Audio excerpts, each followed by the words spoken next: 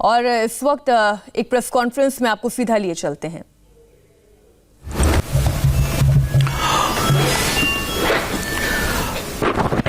मित्र प्रकाश जी, पदाधिकारीगण और सभी I&B secretary और आईटी सेक्रेटरी और पत्रकार मित्रों, आज हम सोशल मीडिया के संबंध में गाइडलाइन और डिजिटल मीडिया और ओटीटी के बारे में कोड ऑफ एथिक्स, इसको लेकर आपसे चर्चा करने के लिए उपस्थित हुए हैं। ये आपको हम बता दें कि जो सोशल मीडिया है, बाकी इंटरमीडियरी है, उसके संबंध में जो हमने गाइडलाइन बनाई है नई, उसको मैं प्रस्तुत करूंगा। और अब डिजिटल मीडिया और ओटीटी के बारे में आईटी एक्ट के अंतर्गत ही हम लोगों ने वो एडमिनिस्ट्रेशन आईएनबी को सौंपा है। तो आईएनबी के द्वारा जो फाइनलाइज किया है, चर्चा करके बाद वो उस रूल के बारे में प्रकाश जी बताएंगे। Let me first lay down the ground rule very clearly. Social media is welcome to do business in India. They have done exceedingly well. They have got good business. They have got good number of users. And they have also empowered ordinary Indians. इसकी हम तारीफ करते हैं। व्यापार करें, पैसे कमाएं और सोशल मीडिया पर ऑर्डिनरी इंडियंस को आप मजबूत करें। आपका स्वागत है। The government welcomes criticism and the right to dissent. Let me make it very clear. And social media has been used to ask questions too.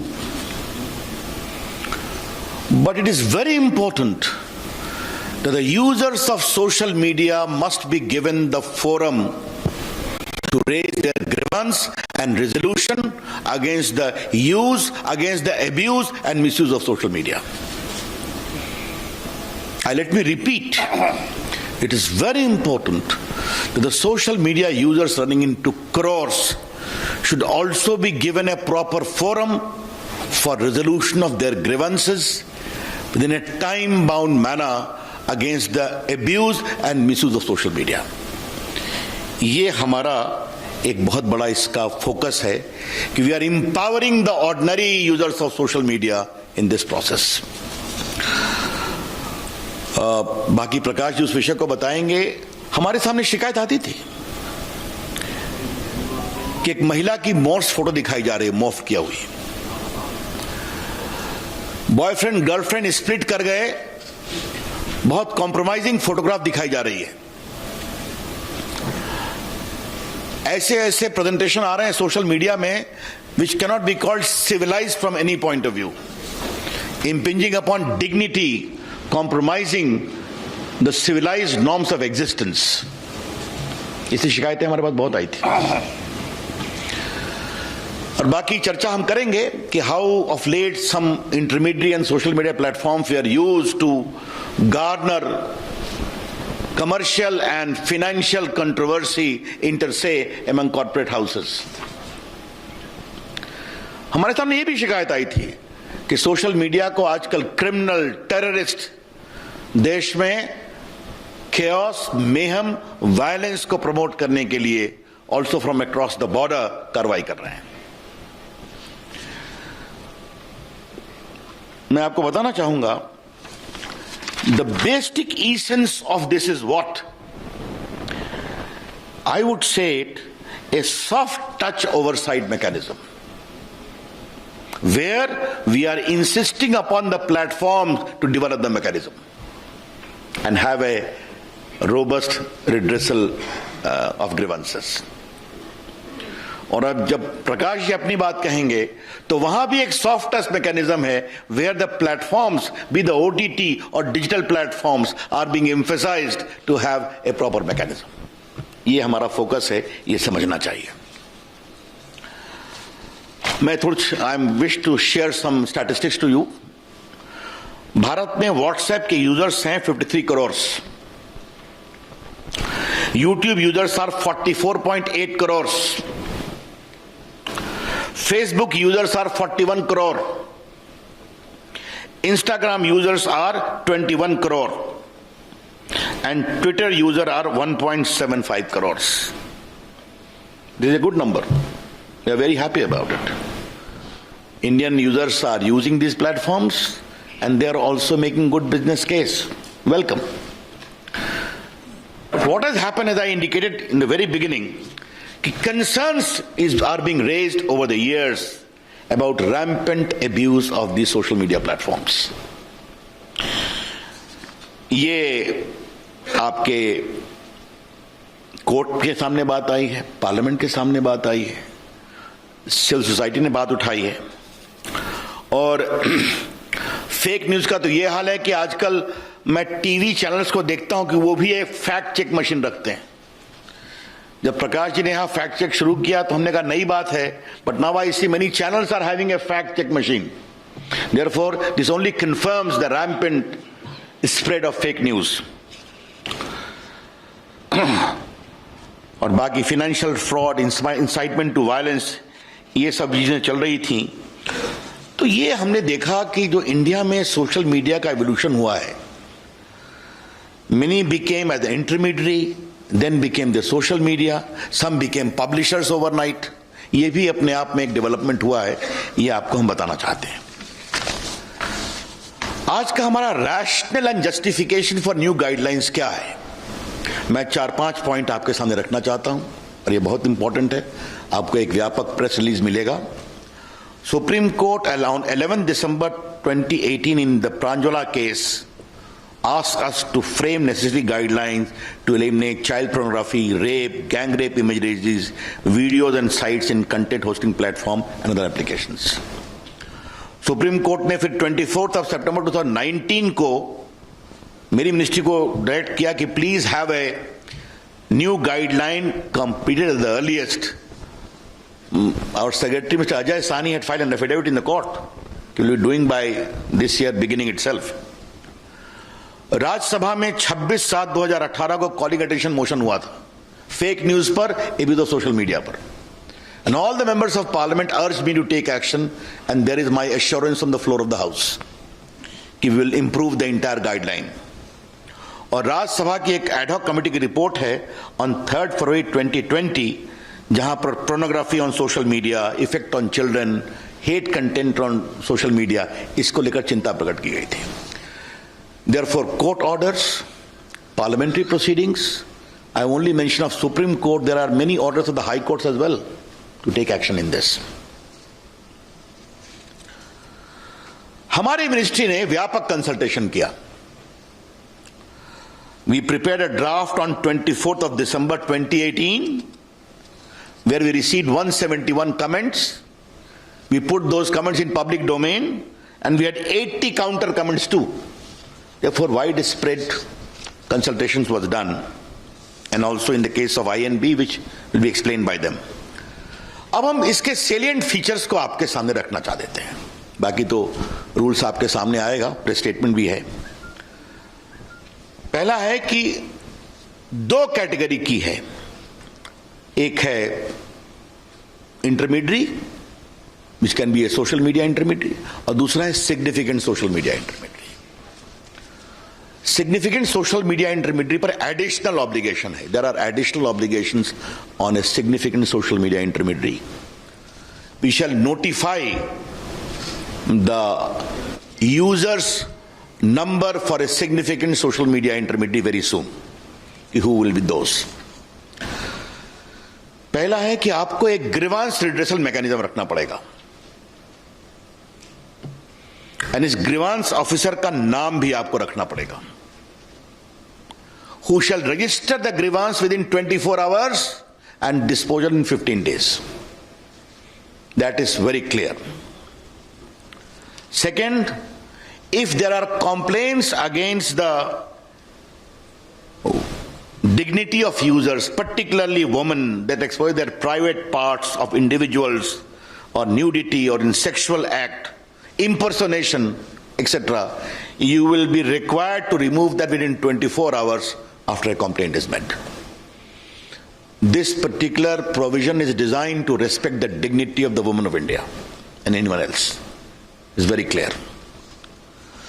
उसके बाद मैंने बता दिया आपको कि दो प्रकार के सोशल मीडिया होंगे। तो जो सिग्निफिकेंट सोशल मीडिया होगा उनको तीन काम करना पड़ेगा। पहला, you will have to have a chief compliance officer resident in India,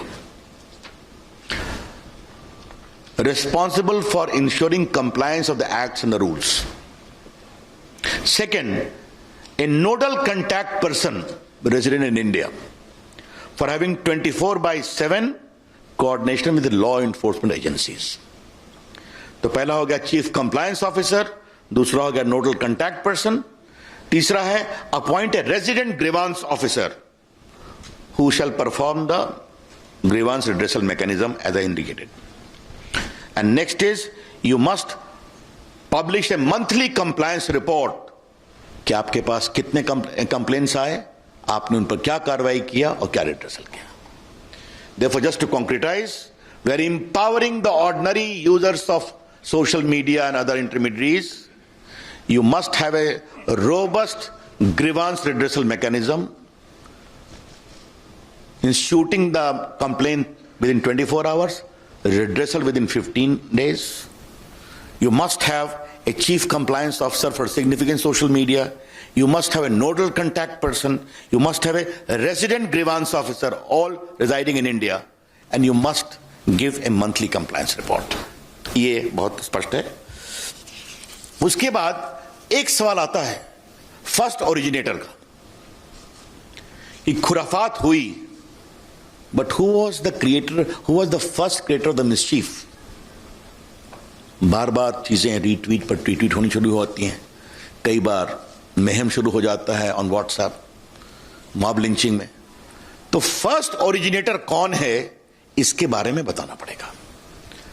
this first originator will not, we don't like to have the content, क्योंकि कंटेंट तो बाहर आ जाता है, कई लोग ट्वीट रिट्वीट करते हैं.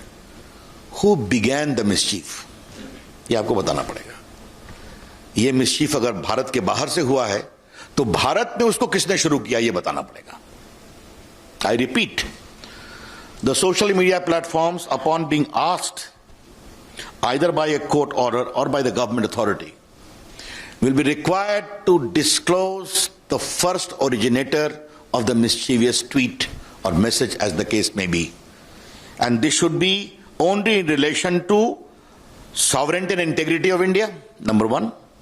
Number two, security of the state, public order, relations with foreign states, or rape, sexually explicit material, etc., etc. तो आपको यह बताना पड़ेगा कि खुराफात पहले किसने शुरू की, उसको आपको जानकारी देनी पड़ेगी. यस.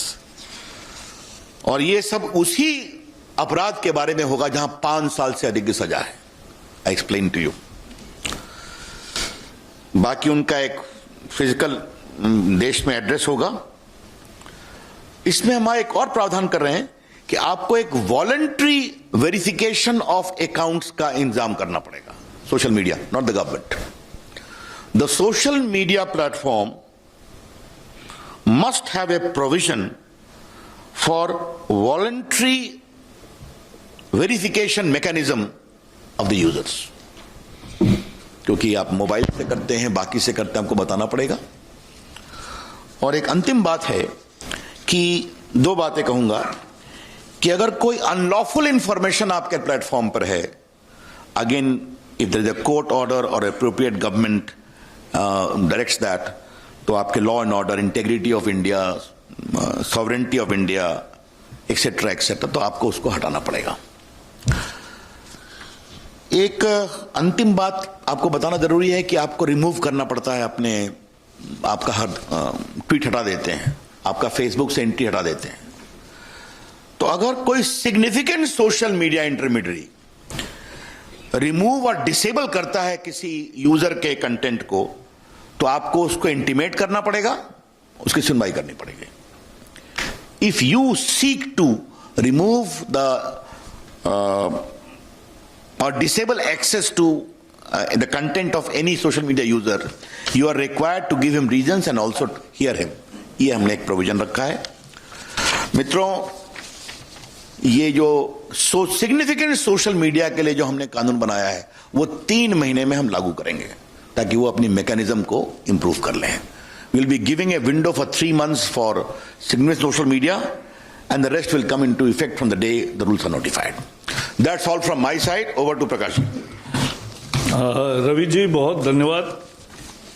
जैसे आपको पता है कि नई टेक्नोलॉजी का एक अच्छा फल है कि डिजिटल मीडिया न्यूज पोर्ट्स भी बन गए, न्यूज पोर्टल्स बन गए.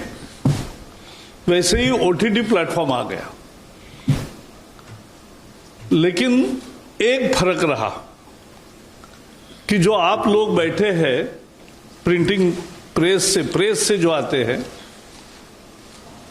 उनको प्रेस काउंसिल का कोड फॉलो करना पड़ता है.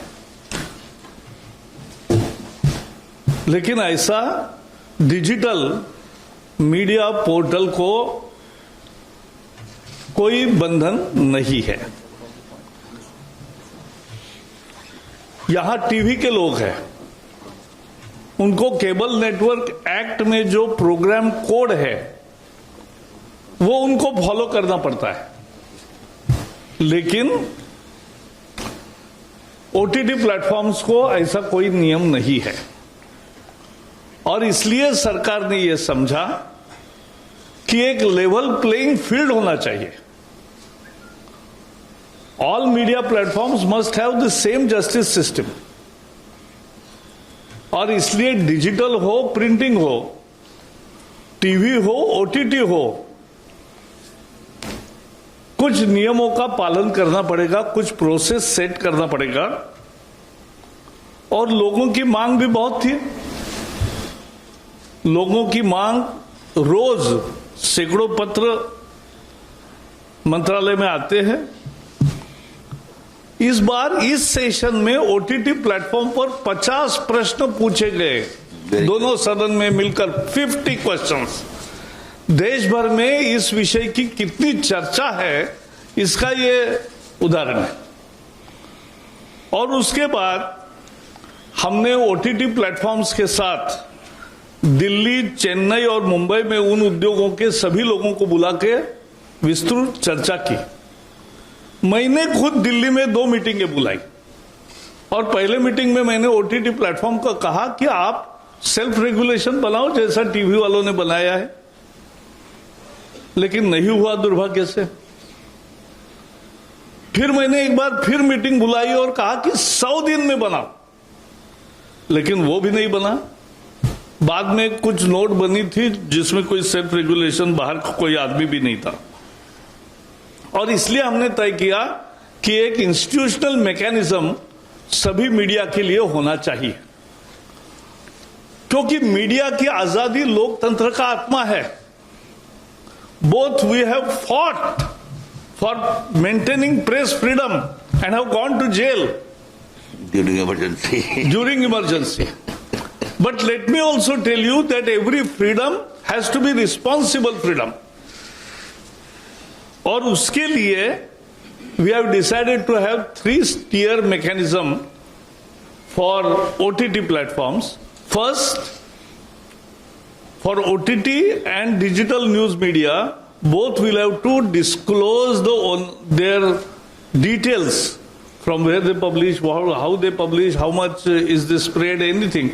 So that disclosure will come. That is first. Information. We are not mandating a registration. We are seeking information. Then second is, there has to be grievance redressal system, as Ravi ji has said. Their grievance redressal system, in the same manner, it will work in OTT platforms and digital portals also. They will have to have their own portal for grievance redressal. Then second tier will be self-regulation. On OTT platforms, they will have to have a self-regulation, a body headed by a retired Supreme Court or High Court judge, or otherwise very eminent person in this category. So this is what we are entailing. So there, any grievances, there has to be a place for making grievance, उसकी सुनवाई होनी चाहिए और उसके सुनवाई पर कोई judgement आना चाहिए। और जैसे हम टीवी पे देखते हैं कि टीवी पर स्क्रॉल आता है, माफी मांगते हैं, कुछ दंड भी होता है, तो ये खुद करते हैं, सरकार नहीं करती। तो वैसा ही हम करना चाहते हैं कि ये होना चाहिए। और तीसरा, एक सरकार है तो सार्वभौम सरकार होती है, सॉवरिन सरकार होती है, तो एक ओवरसाइट मैकेनिज्म भी होगी जहां एकदम तुरंत फैसले करने पड़ते हैं। कोई बहुत बड़ा पेंच तैयार हुआ तो ये ओवरसाइट मैकेनिज्म रहेगा। और ओटीटी प्लेटफॉर्म में एक और है कि अभी सेंसर बोर्ड होता है फिल्म वालों को, लेकिन ओटीटी को सेंसर बोर्ड नहीं है। तो हमने कहा है self classification of age related issues to be solve, and उसका एक प्रोसेस हो कि 13 से ऊपर 13+, 16+ and A category, there has to be a mechanism of parental lock and ensuring compliance that children don't see that. But बाकी you सिनेमे जो है इससे वहां भी यू क्लासिफिकेशन सेल्फ क्लासिफिकेशन है, लेकिन उसके लिए भी जो कोड सेंसर बोर्ड का है, जो एक एथिक्स कोड है, वो सबको कॉमन रहेगा। और इसलिए वो रहेगा। लास्ट में मैं इतना ही कहूंगा कि जो डिजिटल मीडिया पोर्टल्स है उनको भी अफवाह फैलाने का, झूठ फैलाने का यह अधिकार नहीं है, किसी को भी नहीं है। As I said, media freedom is absolute but with responsible, reasonable restrictions, and that is the self restrictions of responsible, that is called responsible freedom. and उस फ्रीडम के दायरे में ये दोनों, और ये कानून एक ही है, आईटी का जो एमआईटी का कानून है, उसी के अंदर जो बिजनेस रूल बदले मोदी जी ने, और ये जो कंटेंट वाला मुद्दा है खासकर मीडिया का और ओटीटी और डिजिटल मीडिया, इसका आईएनबी एडमिनिस्टर करेगी। बाकी जो इंटरमीडिएट प्लेटफॉर्म्स है उस पर का संज्ञान आईटी मिनिस्ट्री पहले जैसे कर रही है वैसे ही करेगी। बस मुझे भी इतना ही कहना है। धन्यवाद सर। एक minute, before we take your questions friends, सिर्फ 2 बातें मुझे ऐड करनी है। जो प्रकाश जी ने कहा, सुप्रीम कोर्ट का फैसला है कि Internet is not a fundamental right by itself, but the fundamental right of freedom of speech and expression under 19(1) can use Internet to exercise that right. So if it is a fundamental right under 19(1), it is subject to 19(2) of the Constitution, which is reasonable restrictions can be imposed in pursuit of safety, security, sovereignty of India, public order etcetera etcetera. एक बात मैं ये कहना चाहूंगा। और दूसरी बात हम कहेंगे, सभी सोशल मीडिया का स्वागत है, लेकिन बड़े आदर से कहूंगा, there should not be double standards. If an attack is there on Capitol Hill in Congress, then social media support the police action. But there is an aggressive attack on Lal Qila, the symbol of India's freedom, there are prime ministers for the national flag, you have double standard. This is plainly unacceptable. धन्यवाद sir. Friends, जैसे आपको बताया कि detailed press release जो है PIB की तरफ से जारी होगी। However we will take some questions. First type 39। Prakash ji, Ravi ji, ये सवाल इस चीज से जुड़ा हुआ है, आपके ही विषय से जुड़ा हुआ है। हाल ही में ऑस्ट्रेलिया में न्यूज मीडिया बार्गेन कोड लागू किया है और दुनिया के कई देशों में भी इस तरीके की प्रक्रिया शुरू हो रही है। तो क्या भारत में भी इस तरीके की चीज पर विचार हो रहा है कि जो सोशल मीडिया इंटरमीडियरीज हैं या जो प्लेटफॉर्म्स हैं, वो कंटेंट क्रिएटर और कंटेंट एग्रीगेटर के बीच में एक बैलेंस बना रहे? ऐसा है, जो ऑस्ट्रेलिया का मुद्दा है वो इससे अलग है थोड़ा। वो मीडिया की न्यूज जो छापते हैं उनको कुछ पेमेंट मिले न मिले, ये भी एक मुद्दा है। लेकिन मैं इतना ही कहूंगा कि दुनिया के सिंगापुर, ऑस्ट्रेलिया, यूरोपियन कमीशन या बाकी अन्य देशों में भी इस विषय में क्या क्या हो रहा है इसका हम जानकारी भी रखते हैं और उसकी राय जब प्रकट करना होगा तो करेंगे। 53. सर, मैं मुकेश कौशिक हूँ, दैनिक भास्कर से। मेरा सवाल रविशंकर जी से है। आप रविशंकर जी पर्सनली भी बहुत इस बात के वोटर ही रहे हैं कि सोशल मीडिया पर जो अकाउंट खुलें वो फेक ना खुलें, नामी ना हो, और इसलिए उनकी कोई ऑर्गेनिक लिंक होनी चाहिए। हम इस दिशा में क्या करें कि वो अगर कोई अकाउंट खोले तो वो अपने मोबाइल नंबर उस पर डिस्क्लोज करे, एक OTP आए, उसके बाद ही कोई अकाउंट खुल पाए। इससे हम लोग एक वेरिफिकेशन हो जाएगा उसका। देखिए, जैसा मैंने आरंभ में बताया था, इस नए गाइडलाइन का पर्पस क्या है? सोशल मीडिया खुद ये काम करें और उनके यूजर से करवाएं। हम सरकार का हस्तक्षेप कम से कम चाहते हैं, इसीलिए एक voluntary mechanism social media platform create करें और उनके रजिस्ट्रेशन कराएं। उनका मोबाइल तो उनके पास ही है, सिम कार्ड है, आधार कार्ड है, क्या करना है उनको तय करना है। लेकिन हम जरूर चाहते हैं, अपेक्षा होगी कि ये वेरिफिकेशन जरूरी है, वरना वो भारत से ट्वीट हो रहा है, रिट्वीट हो रहा है, विदेश से हो रहा है, पाकिस्तान से हो रहा है, कहीं ना कहीं तो इसके बारे में एक मैकेनिज्म होना चाहिए। 13. सर, मेरा सवाल एक प्रसाद सर से और एक जावड़ेकर सर से, दोनों से है। सर, सोशल मीडिया कंपनीज कहती हैं कि ओरिजिनेटर आइडेंटिफाई करने के लिए उन्हें end to end encryption break करना पड़ेगा, तो उसके ऊपर आपका क्या कहना है? वो कह रहे हैं कि प्रिवेसी जो है वो लोगों की वायलेट होगी। एंड जावड़ेकर सर से क्वेश्चन बेसिकली ये है कि सर, जो ऑनलाइन न्यूज़ मीडिया कंपनीज हैं उनका मानना है कि, और आपके एक्ट के हिसाब से, रूल्स के हिसाब से ऐसा लग रहा है कि वो 69A के अंडर आएंगे, IT एक्ट के, तो उसके अंडर लाने का उसको क्यों परव्यू किया गया है? ब्लॉकिंग एक्सेस क्यों दिया जा रहा है सर? पिछले कुछ दिनों में इस रेगुलेशन के बारे में अलग अलग खबरें आई है। जब आप रूल्स देखोगे और प्रेस रिलीज देखोगे तो बहुत सारे गलत निकलेंगे। As far as your question is concerned, let me make it very clear. When you are talking about first originator, we are not asking them to disclose the content.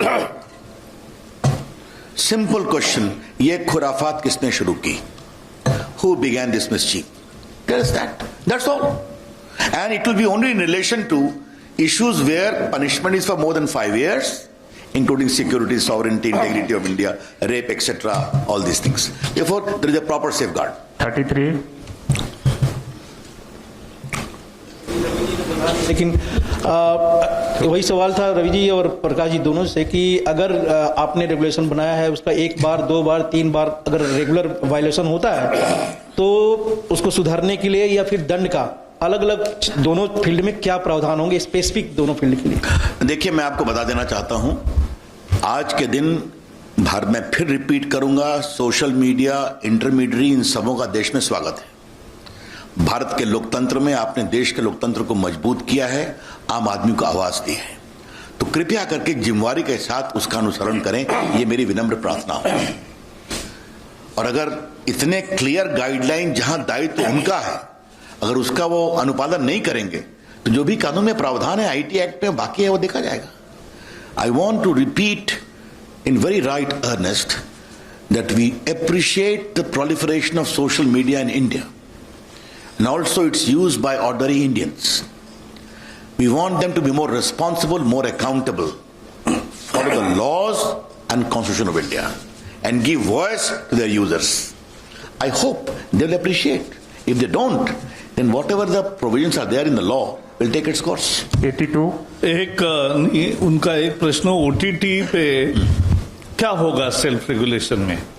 तो जैसे आज TV का सेल्फ रेगुलेशन है और किसी की भी शिकायत है तो सुनवाई होती है, जज करते हैं और जजमेंट भी देते हैं कि जिसमें सजा यानी फाइन भी होता है, स्क्रॉल भी चलाना पड़ता है या अन्य भी प्रकार है। तो ऐसे ही मैकेनिज्म उसी तरीके से ये OTT प्लेटफॉर्म्स को तैयार करना पड़ेगा। Sir, So, this is Aditi from Times Now. I have a question for Mr. Ravi Shankar Prasad. Sir, we're given to understand that even the news pages and the news handles are going to be included in the new guidelines. So my question was, how exactly is the news content also going to be regulated, and what are the details of the special guidelines for the news publishers? I think Prakash, you have asked this question to the wrong person, but let me tell you, Prakash ji has already said very specifically, we are only removing the double standards. What is being followed in the print, you follow here as well.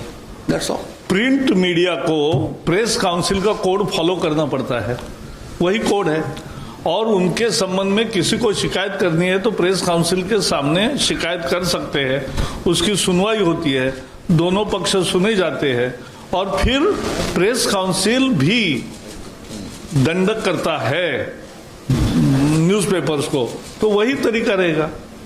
20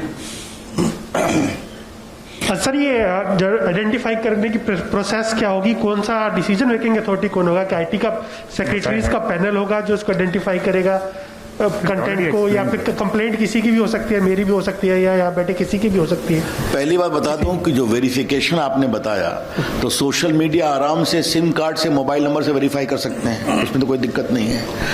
मैंने बताया कि चाहे वो प्रकाश जी का विभाग हो या मेरा विभाग हो, पहला ग्रीवांस रिड्रेसल आपको करना है, मैकेनिज्म बनाना है, और सोशल मीडिया को 2-3 काम और करना है जो सिग्निफिकेंट है। अब आप नहीं करतेंगे तो बाकी तो आईटी एक्ट में तो प्रावधान ही है ना, उसकी चिंता की जाएगी। आप तो जानते हैं आईटी एक्ट, तो सेक्रेटरीज का पैनल जो है वो डिसाइड करेगा किसी का, वो आई थिंक जो आईटी एक्ट में प्रोविजन है उसके अनुसार आज हम रूल्स गाइडलाइंस लेकर के आए हैं। आईटी एक्ट की तो प्रावधान नहीं है ना। 37 लोगों को सवाल पूछने दीजिए इस पर। हाँ, कोई Sir, I'm just adding to the question on the news websites that are being included. What I want to understand, since for the first time this has been done, sir, there hasn't really been any consultation with the stakeholders. All of us have now been included in the IT Act. Do you intend to get us on board, have a conversation on this? What is the government planning to do? पहले तो आपने अच्छा सवाल पूछा, क्योंकि हमें पता ही नहीं है कि डिजिटल न्यूज पोर्टल्स कितने हैं। इसीलिए तो हमने कहा है कि उसका डिस्क्लोजर ऑफ इंफॉर्मेशन ये आपको करना है, तो हमें पता चलेगा इतने हैं। कंसल्टेशन करें किससे, ये भी तो मुद्दा है ना। तो सारी जानकारी आएगी, तो हमारे दरवाजे सबके लिए हमेशा खुले हैं। कोई भी आपके सुझाव है तो जरूर आपका स्वागत है। 72 जेल किसको होगी, यूजर को कि और प्लेटफॉर्म? जी, ऑफेंडर, लॉ ऑफेंडर। चलिए आगे let's go. Who is next? 17 quick fast. Sir, मैं नवनीत मिश्रा हूँ, न्यूज एजेंसी आईएनएस से। एक रेवेन्यू शेयरिंग को लेकर के बार बार सवाल खड़े होते हैं। फेसबुक और ट्विटर करीब 11,000 करोड़ सालाना का इनकी कमाई होती है भारत में, तो इसको लेकर के सरकार की क्या नीति है? क्योंकि ये कहा जाता है कि वो अपनी कमाई सही से वो शेयर नहीं करते। देखिए, आज का विषय social media guidelines, OTT digital platform guideline के बारे में है, तो अगर आप इसी पर सवाल केंद्रित करेंगे तो कृपा होगी। बाकी कौन अपना रेवेन्यू कितना शेयर करे, कैसे करे, इसको लेकर दुनिया में बहुत बहस चल रही है, कई जगह उस पर गाइडलाइन बने हैं, वो एक बड़े डिबेट का विषय है। 129 Sir, I'm Surabhi from the Economic Times. Just want to understand, sir, that will there be another round of consultation on all these guidelines?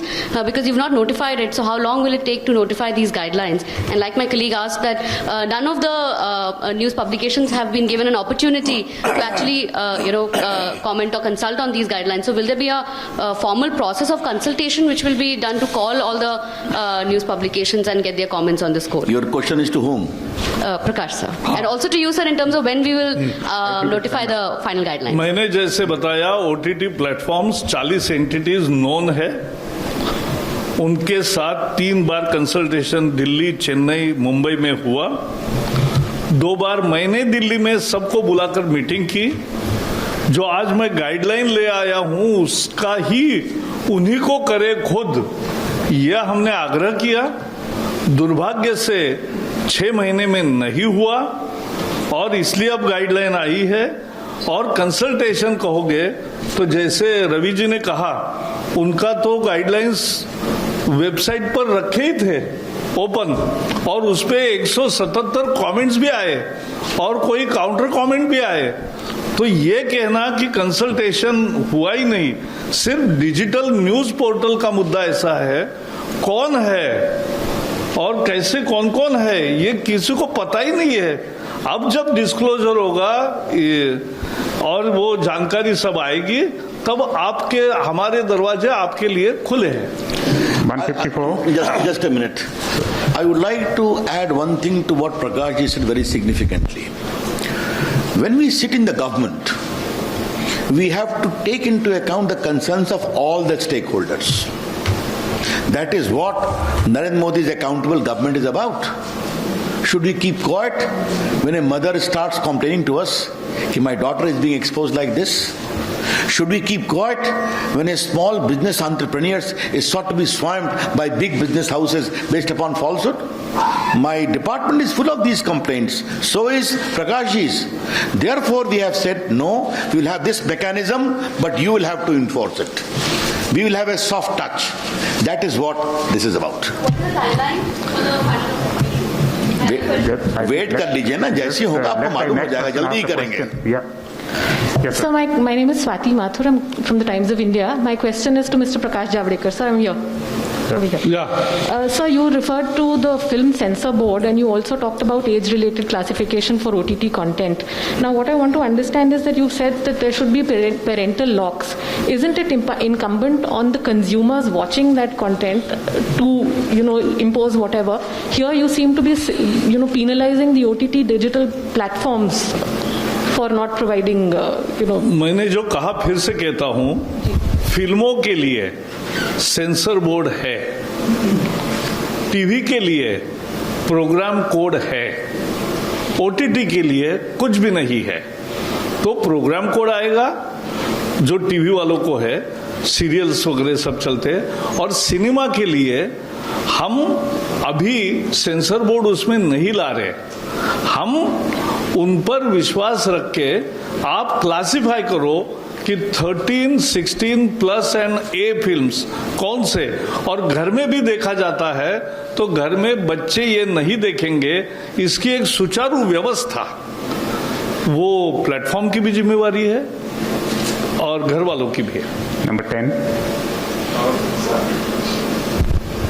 So how would you categorize, what would be the criteria for significant social media intermediaries? I think, sir, initially in your comments you also said that significant social media intermediaries will be given 3 months to comply with this. Is there any timeline for OTT as well, sir? Mr. Javadekar, this is a question. The first question is significant social media and non-significant social media would be classified based upon the number of users. Very soon we are going to notify it. It will be a significant number, maybe 50 lakh or above or something like that we are working out, but very soon we are going to notify that. And once significant social media reach is notified, they will be given a 3 months time, because they have to have additional obligation, chief compliance officer, nodal officer, grievance redressal officers. For others it will kick in immediately. 47. Venkatraman, vanakkam. Yes, vanakkam. And sir, question about the subject, not about Tamil Nadu election. Yeah, I'm related to Tamil Nadu only. I'm going to ask you, what message you want to give it to the people of Tamil Nadu? I think. But so far, whatever you said in Hindi, you are addressing the only North Indian media. No. But you're not bothered about taking into consideration Tamil Nadu, because Ravi Shankar ji had a stake in Tamil Nadu. He was responding in English. I will respond. I think just I will respond to you in English. See, the advancement of technology has brought on the fore very useful mechanisms, and like OTT platforms and the digital news portals. But there were any mechanism, institutional mechanism to guide to the people also, because for films there is censor board, which we are not repeating here in OTT. But there is self-regulation mechanism in TV with program code to be followed.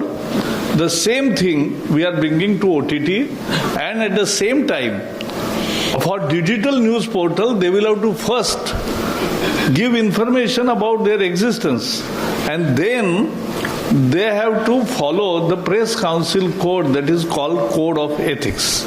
So this is what we are expecting. We believe in our media. We believe they are responsible. And as I said, we fought and went to jail for 16 months to preserve the freedom of media. But media's freedom is also has to be responsible freedom. To make it that responsible freedom का ही ये एक mechanism है. This is the mechanism for responsible freedom. 18. Javadekar Saab, I just wanted to get a small clarification on the issue of suo motu powers or emergency powers, when government will intervene. How will it play out? What is the mechanism? Who will be the nodal agency? And how do you expect this compliance within 36 hours? There is, even on today's TV shows and complaints, there is a standard interdepartmental oversight mechanism. So that is already exists. There are proper provisions under the IT Act to take emergency measures in case of real emergencies. But once those orders are invoked by the IT secretary or by the INB secretary, as the case may be, it has to be affirmed by a proper committee, it has to be reviewed, and there is a review mechanism which we have imported that of the telegraph rule, namely headed by the cabinet secretary in the government of India and chief secretary in the state government. Therefore, there are proper safeguards also in case of exercise of emergency powers. Sir नमस्कार, मैं total news से sir मेरा एक clarification जानना था कि जो ये गाइडलाइन तैयार की गई है, क्योंकि हाल के दिनों में हमने देखा है जो पॉलिटिकल पार्टियों के आईटी सेल्स होते हैं वो खास तौर से हेट स्पीच चलाते हैं और उसके बाद वो वायरल होते हैं, उसके बाद एक पॉलिटिकल मैसेज जाता है, तो क्या इसमें पॉलिटिकल पार्टी भी इस दायरे में आएगी और उसका क्या गाइडलाइन होगा? देखिए, मैंने आपको पहले भी कहा था कि अगर देश में करोड़ों लोग सोशल मीडिया को यूज कर रहे हैं तो अपने वो विचारों का भी प्रतिपादन कर सकते हैं, मैं अपनी पार्टी के भी विचारों का कर सकता हूं, वो भी कर सकते हैं, लेकिन जो नॉर्म्स है उनका तो पालन करना पड़ेगा ना, कि आप किसी को डिफेम मत करिए, आप किसी महिला के खिलाफ इस तरह की बातें ना करिए, आप आतंकवाद को ना बढ़ाइए, या कई चीजें जो अब चली हुई हैं, तो इसका विचार करना पड़ेगा। ये सब पर लागू है, कोई पॉलिटिकल एक्टिविस्ट हो या नॉन पॉलिटिकल एक्टिविस्ट हो। 38. So, Anushri from Financial Express, my question is to Mr. Javadekar. Sir, तो अभी आप सुन रहे थे कि किस तरह से डिजिटल प्लेटफॉर्म को लेकर, ओटीटी प्लेटफॉर्म को लेकर सरकार गाइडलाइंस ला रही है। इसकी बड़ी बातें आपको बताएंगे इस ब्रेक के बाद।